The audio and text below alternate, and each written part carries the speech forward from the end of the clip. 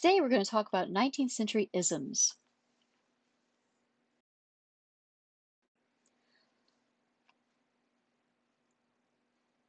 Before we begin, I think it's very important to put yourself in the right frame of mind. We're talking about the 19th century, and we're talking about 19th century European systems of thought. We're going to be using some phrases that you probably already are carrying some intellectual baggage attached to them. But I think it's very, very important that we kind of approach this from a clean slate so that you're not confusing similar terms, and especially that you're not projecting some sort of 21st century understanding of a concept backwards into the 19th century. So throw out everything you think you know about liberalism, conservatism, socialism, and nationalism. We're going to be using the same words, but they are not, absolutely not the same ideologies. So, what is a system of thought? Ideologies are ways of viewing things. An ideology is a mindset, a lens, if you will, that we view our relationships with the political, with the economic, our understanding of the role of government, the social justice. And these are classifiable kind of, they share characteristics. If you have an ideology that is based on a particular mindset, such as socialism, it's not just your political thoughts, it's also the way that you see that people should be treated by the government, what kinds of things should be provided, what kinds of opportunities should be there, and so forth, so on. So it's a kind of an overarching uh, mindset. That doesn't mean though it's not changeable. It's not. We're not talking about a fanatical devotion to it in all cases. These are also mindsets that can evolve over time as well. The first one we're going to discuss is classical liberalism. And again, this is 19th century liberalism, which is not the same as 20 or 21st century liberalism. And I think you'll be able to see why here as I start going through what were the characteristics of the 19th century liberalism. So this is an Enlightenment legacy. The ideas that came out of the 17th and 18th century that were the basis of some of the great political thought of these two periods, like with John Locke's two treatises on government, Rousseau. These ideas were the ones that were based on the notion and the first major theories in Western thought that considered the individual as a self-sufficient being, someone whose freedom and well-being could be the sole reason for the existence of society. We talk about rights, we talk about natural rights, inalienable rights as a result of the classical liberal movement. It's also a middle class movement. This is the political outlet, the political mindset of the middle class that had emerged during the commercial era and kind of developed on their own and did not have a place at the table. They weren't the traditional ruling class. They had kind of earned their own way by their own individual talents. And so the middle class will be the driving force. And that's who is going to appeal to the most. And again, this notion of individual freedom. And it's not just anarchy kinds of individual freedoms, but the sense that everyone has this right to life, liberty, the pursuit of happiness, and the ability to represent oneself, and it doesn't matter from where you're coming from, things like that. But like I said, it's not freedom to the sense of the hippies running about and anarchy, that sort of thing, because it is going to be an ordered society nonetheless. The characteristics was that it was reformist and political, even though these were the ideas ultimately at the base of the Glorious Revolution, the American Revolution, the Haitian Revolution, and the French Revolution. the 19th century liberalism that we see is going to be more reformist and political, meaning it's going to wield its power through the process that's existing. It is focused on natural rights and the fact that one is not given their right to be by the state, but that it's already there. And this contractual theories of government, the social contract that's, there are things that the state owes the individual in exchange for their willingness to be governed. And so the government has to protect these natural rights in exchange for the willingness of the governed to be governed. And this notion of, well, it's not just some sort of magical thing that's happening because someone's been divinely or chosen by a god or something. It's something that is, again, contractual. There's a constitution that spells out the way that these rights will be protected, which rights will be protected, and that the government will have these powers. And so, and you do see this with, emerging from the 17th century and then throughout the 18th century. If you, and your understanding of American history should also be kicking in at this point. And then these bills of rights. So, what are these basic rights that citizens should have, such as, freedom to assemble, freedom to not be, tried without, due process, things like that. And it promotes a Republican lower R, which is a representative form of government. Again, the classical liberals of the 19th century, this form of liberalism is not something that's wanting to just run headlong into a universal right to vote to everyone. I mean, there are people who can represent the other members of society, but you want to have more voices at the table. John Stuart Mill, who wrote On Liberty in 1859, is one of the classical thinkers, kind of if you're looking for a voice to the movement or the ideology. And he argued for this absolute freedom of opinion, and that you can, and that can be protected from government censorship.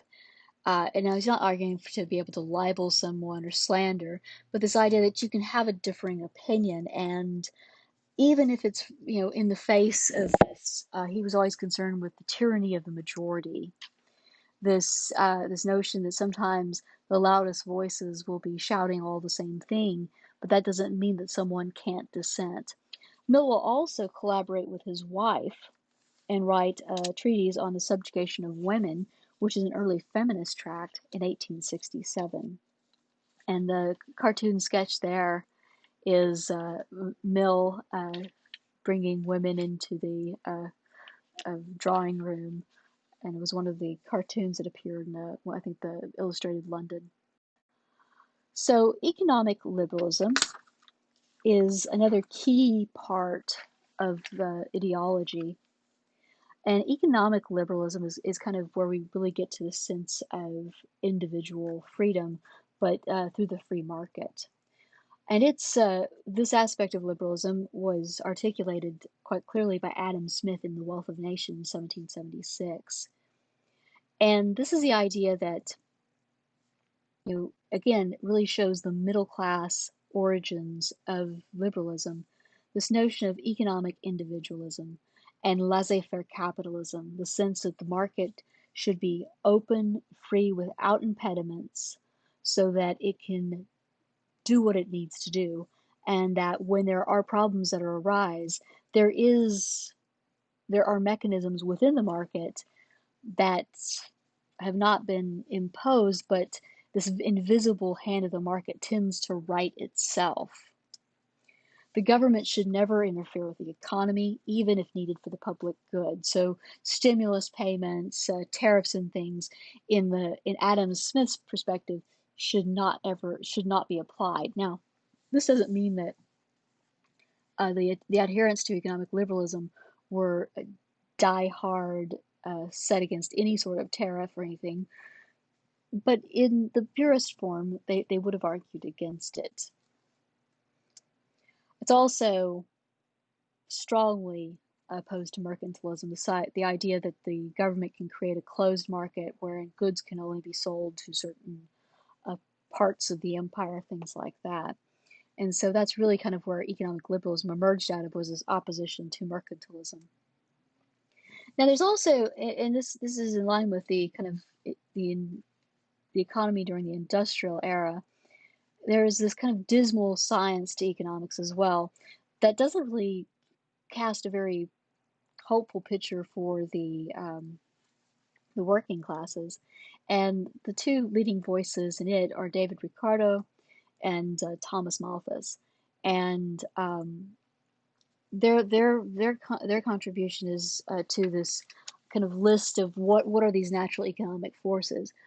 Ricardo said that there's this iron law of wages, the sense that as long as you have a large pool of labor from which to draw, you will be able to produce more because it's going to keep the cost of production down. And if you think about that, basically it's kind of saying that there are plenty of workers to, you know, if there's more competition for a job, then you'll be able to pay the workers less. Malthus, his sense was, in his contribution is kind of what they call Malthusian thought, was the fact that there's an unavoidable amount of pressure on the food supply by the population. The population will grow and grow and outstrip the food supply. And so there's really only two things you can do: prevent the population from growing too much, or allow it to happen, and then the food supply issues will rein it back in. Malthus's projections for running out of food to feed the lower classes didn't fail to take into account developments in agriculture that made sure we did have a stable food supply. But Malthus, the concern was based on this population pressure. So these natural economic forces that are at play at all times are competition, the sense that a healthy market is a competitive market. The iron law of wages, when you have part of being able to produce and support that healthy market, is that you don't pay too much for the working the laborers, but also this notion that when you have a bigger pool of workers to draw from, it's not going to be labor isn't going to be as expensive. Population pressures and how that's going to translate to your workers, but also to supply and demand issues. And lastly, supply and demand. If the market is producing something people want, people will buy it. If they do no longer want it, then the demand will go down and the supply should not, the supply should also drop as well. Inequality was to be expected, and I think this is kind of the big takeaway from economic liberalism, is the fact that inequality is to be expected, but a rational piece of the puzzle. The reason why inequality is there is because of these other aspects we just mentioned. So it's not because some are destined to greatness by thanks to God or somebody like that. It's just the way this system works, the science behind it. There will be some who do well and some who do not. And questions will have to be raised in terms of, well, what do you do with the ones who are at the bottom? One of the interesting spin-offs and refinements of liberalism was this movement called utilitarianism. And utilitarians were liberals, so it's all part of the same thing. And this fellow here, Jeremy Bentham, and sometimes utilitarians are called Benthamites. He had a lot of interesting ideas based on utilitarianism, but we're just going to focus on how it related to liberalism. His concept of the way that people as individuals function in the world is this pleasure-pain principle. Humans avoid pain and seek pleasure. Or pleasure can be described as people seek good things to avoid evil things. And that's just the way that we're predisposed. So any proposed law or institution could be tested to see if it's useful by examining if it could produce the greatest happiness for the greatest number, things that would benefit the most people with good as, and that would be the utility for a particular law or institution. And what this ends up translating, and like I said, this is kind of odd until we talk about it later, but it ends up kind of being the basis for the English poor laws and the workhouses, which it's hard to imagine that there's any great happiness in the workhouses, but this notion of how do we help the most people at one time, and so this notion of, for the masses. Now, Bentham also, his utilitarianism was in other places as well, and one of his more unique ideas was the fact that people could be their own commemorations, being meaning that when you die, instead of having a statue made to you, you could be your own statue, so thereby, not wasting the materials or just simply putting somebody in the ground. This way you could use the human body to preserve the memory of the person. This did not catch on, fortunately, but this image I have of here is Bentham. He put his money where his mouth was and allowed himself, after his death, to be made into a commemorative piece. And you can find Mr. Bentham in the London School of Economics down a corner in the hallway where he was kept in a case for many years. They've since brought him out on display. But we'll come back to utilitarianism because it's going to be, like I said before, in some of these social movements. So if we have liberalism, we naturally must have conservatism. In 19th century, conservatism was all about reactionary politics. And what were they reacting to? Well, the French Revolution and liberalism. Conservatism, and if you think back to what we were talking about, Clemens von Metternich, conservatism is this knee-jerk reaction to stop the spread of revolutionary ideas. And it's to preserve the rights and privileges of the traditional ruling class. Its supporters were those that had always been in power, and rather interestingly enough, rural peasants, those who had always been in that place of subjugation, because it's the old social order. So the traditional, the landed nobles, the aristocracy, and those with leanings in that direction, the sense that you must preserve what was already there prior to the French Revolution, because the French Revolution was destructive. And they view the urban middle class as a threat to the status quo, as a threat to everything. Characteristics of 19th century conservatism, there's not anything innovative about it. It's just forcing this kind of return to the way things were before the revolutionary period. So its values are based on this hierarchical social order, and the hierarchical social order is not the result of someone's ability to make money, to do innovative things. It's based on wherever you were born. And so we might see some hierarchies within liberalism, someone who's an industrialist who's done well. That doesn't matter in the conservative mindset. This is the old structure. Your family matters, tradition matters, not what you've accomplished. Society is viewed as organic, not contractual. So that this whole notion of, the rights, what kinds of these rights to protect and what the government should do for the people, it's not seen that way. It's just there are things that happen. There are some that need to be ruled in this manner, some that need to be ruled in that manner, and it cannot be prearranged. The goal of good government is stability and longevity, as opposed to progress and change.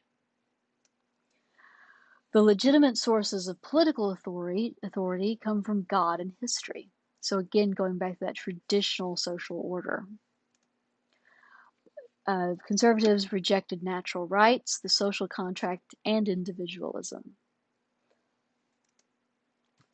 And conservative repression, and largely if you think about the goals of the Congress of Vienna, and the persons who were there, it leads to the period of 1850 to 1849, where you're seeing this constant backlash against liberal movements in France and in Spain, and this efforts just to put things the way they were. One of the key voices in 19th century conservatism was Edmund Burke, who wrote in 1790 Reflections on the Revolution in France. And Burke, his intellectual defenses of conservatism, he defended the inherited privileges of the ruling classes. He used the example of France and of the revolution in France, and if you look at 1790, to predict that it would come to anarchy and dictatorship when you have again those who should not be ruling. When they're ruling, this is what happens. It set the stage for England's very slow and cautious approach to reforms. And Dowd's philosophy is based on the abstract principles of right and wrong. This notion that you can't just say that this is wrong all the time, this is right all the time. You have to have the ability to change things as you go and change things as you need them to. So don't write down constitutions because you might want to change them. Nations which are shaped by national circumstance, history, and character, and therefore they have to be able to bend to the will of their leaders to do what's best for the people. And this concern expressed in the quote that I've included in one of his letters, Burke is saying, "I hate tyranny, at least I think I do, but I hate it most of all where most are concerned in it. The tyranny of a multitude is a multiplied tyranny." And by this, Burke is referring to this liberalism and this desire for representation, the power of a wider enfranchisement of those representing in government, the individuals. And so his concern is this tyranny of a multitude, when you have so many people there that are pushing through. As if society is constituted in these large countries of France and England, full of unequal property, I must make my choice, which God avert, between the despotism of a single person or the many. My election is made. So he'd rather have just one despot instead of having to deal with the mob, the angry masses, as he saw elected representatives. So if we look at these various revolutions over the past period that Burke would have had ability to study, the Glorious Revolution, which was in his own country of England, which in 1688 had replaced a monarch by bringing a different monarch in. It was good because it modified existing institutions. It didn't, throw out the traditional ruling structure. It modified it, and those things were okay. You could make modifications. The American Revolution was also mostly good. It was a good example of how you could safely embrace some liberal values and yet preserve traditions.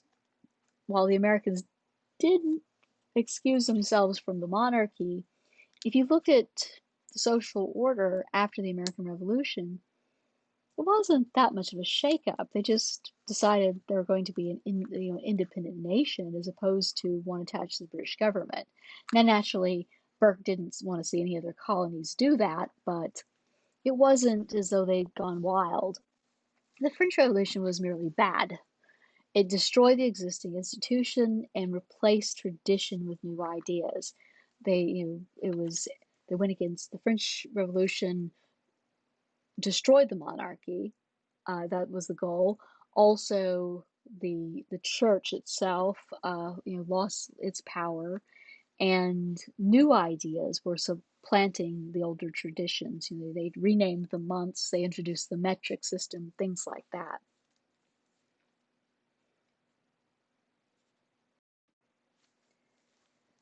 Nationalism is going to be its origins will come out of the French Revolution as well, and so our next ism is something that is going to be connected to liberalism, and for many that might be kind of surprising.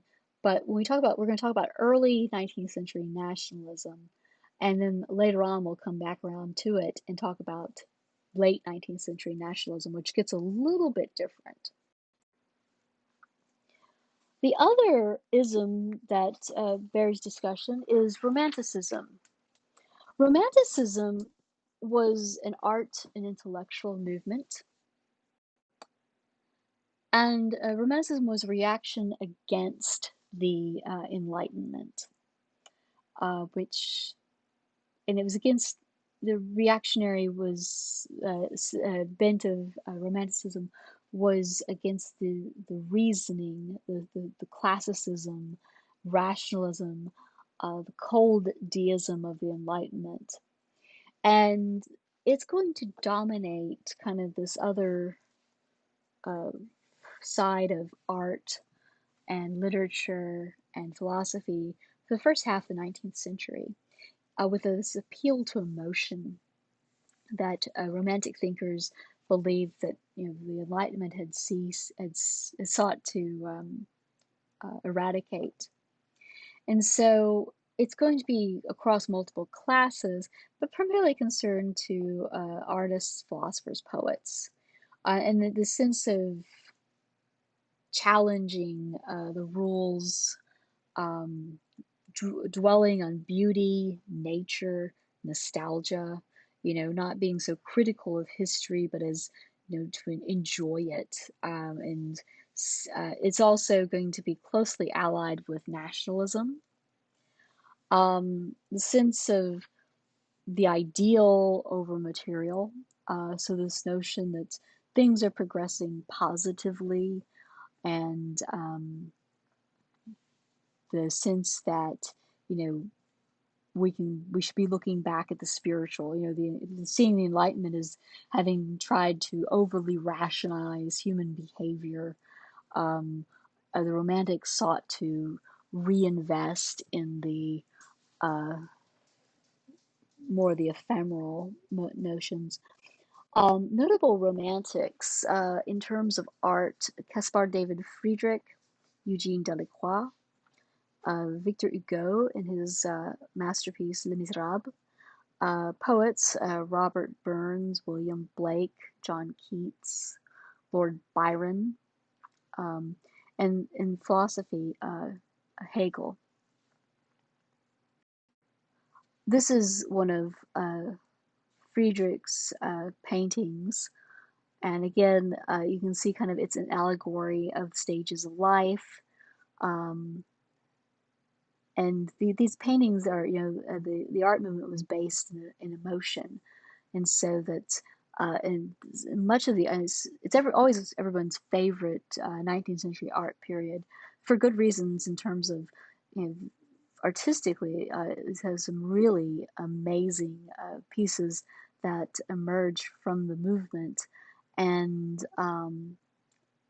they always seem to be, bits and pieces of stories of action.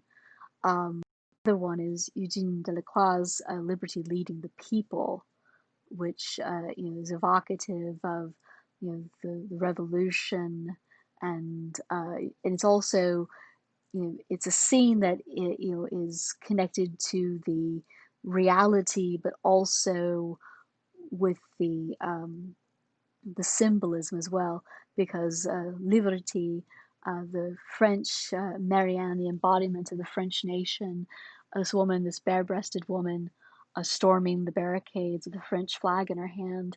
And, of course, this feeds delightfully into the nationalist movement, but it's blending allegory with reality as well.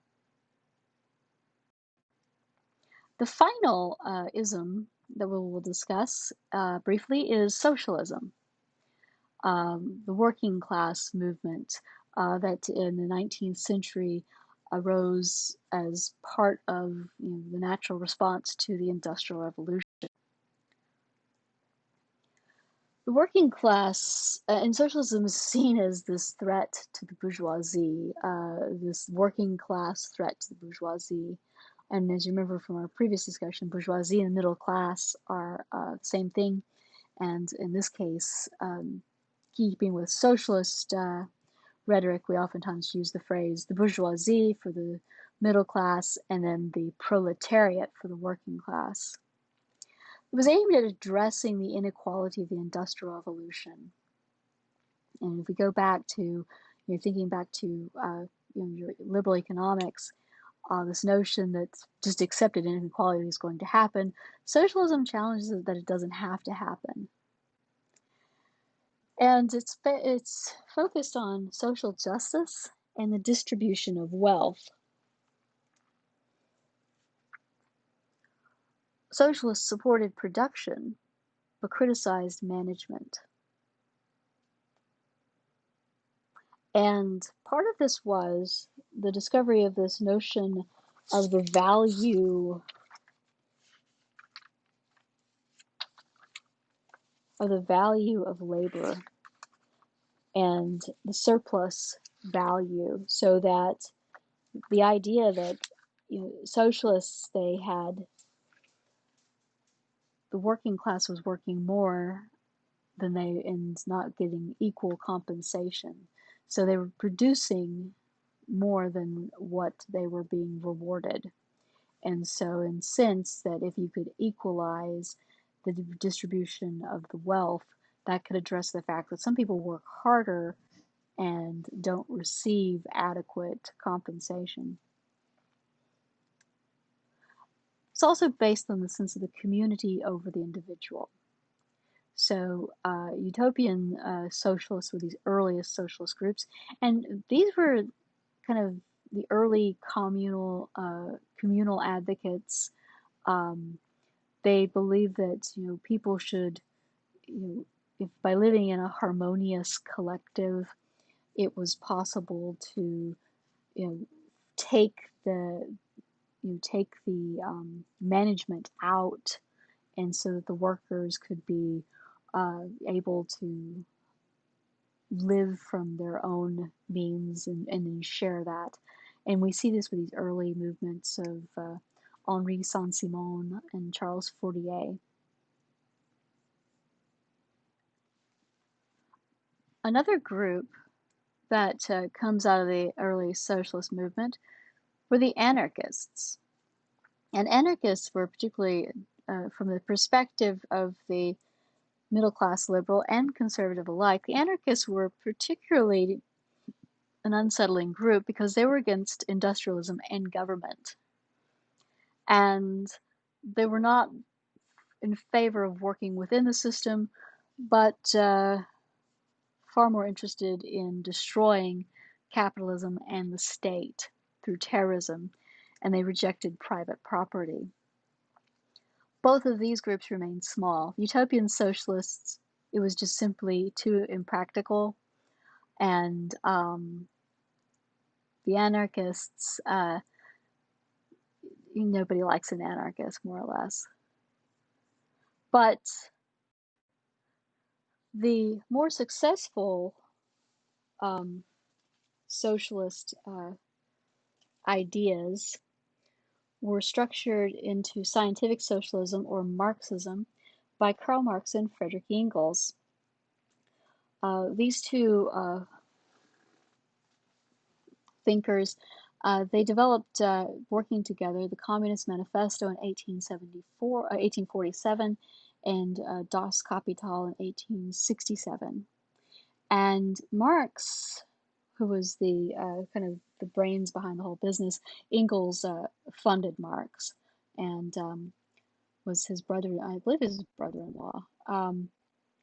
But Marx is going to kind of put into place our modern definition of socialism and kind of lay the groundwork for making it a practical, something that the working class could attain.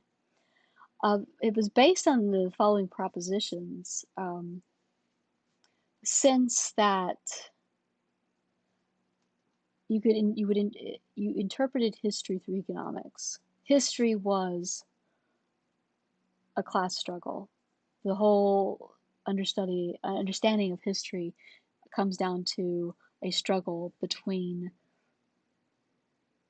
the people who have and those who have not. And it's a, from a historian's perspective, it's a gross oversimplification, but for its time period, it's really revolutionary. And also the theory of surplus value, the fact that the worker had the right to take back what had not been adequately compensated in terms of the workers are doing more for the production, and so they should own the means of production. And that, but if the workers also own the means of production and essentially get rid of the management, that would be a way of kind of redistributing the wealth into the right hands.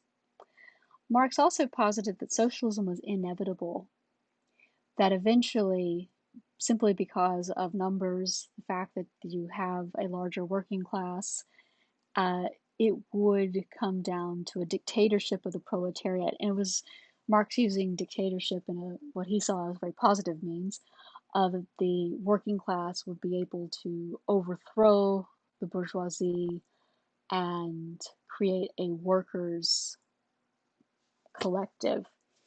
And so, I mean, and if you think about it, this would, because of the stark inequality and the hardship of the working classes during the Industrial Revolution, this was very appealing to a lot of people, and these ideas would actually, in a way, unify conservatives and liberals against a common enemy, because it threatened to upend the entire social order.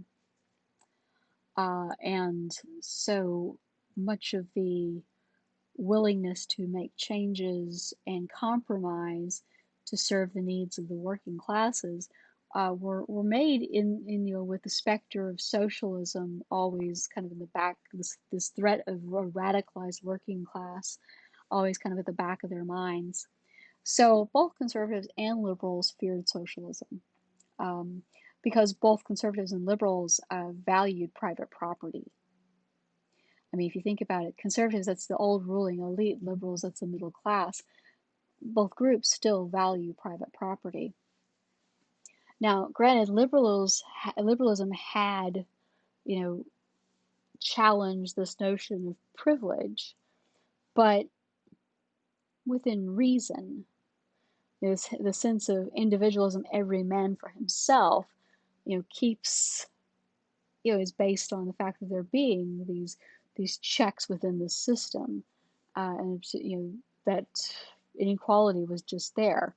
Socialism, again, in terms of abolishing privilege, abolishes from the liberals' perspective, it abolishes the individual's ability to rise because you've got everyone all together.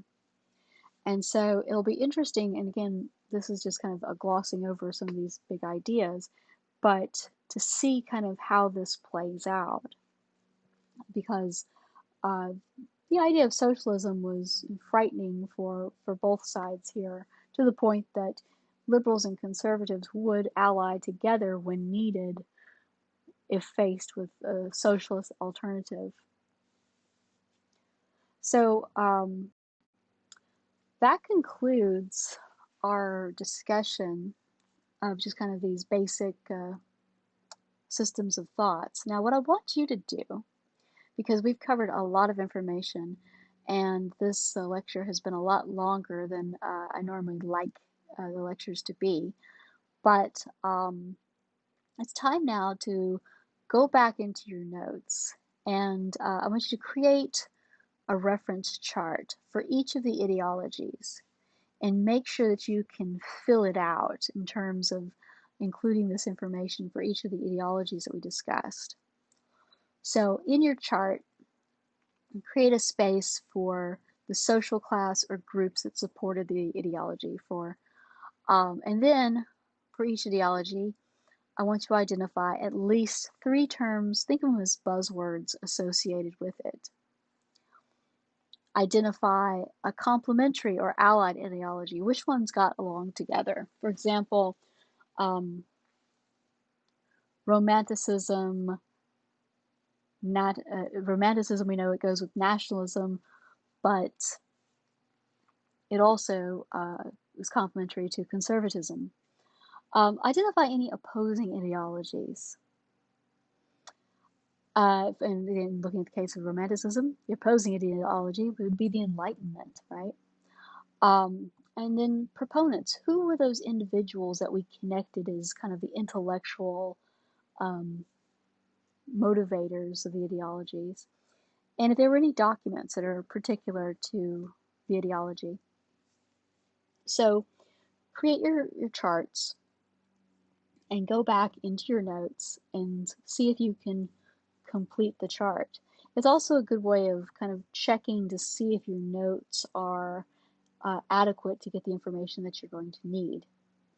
And then, like I said, it's very important to create these charts because there will be an assignment that will ask you to transcribe your chart. So you'll want to already have it created so you can quickly transcribe it. But until next time, you can work on that and make sure that if there's any questions or concerns, shoot me a quick message and I can do my best to clarify these things for you.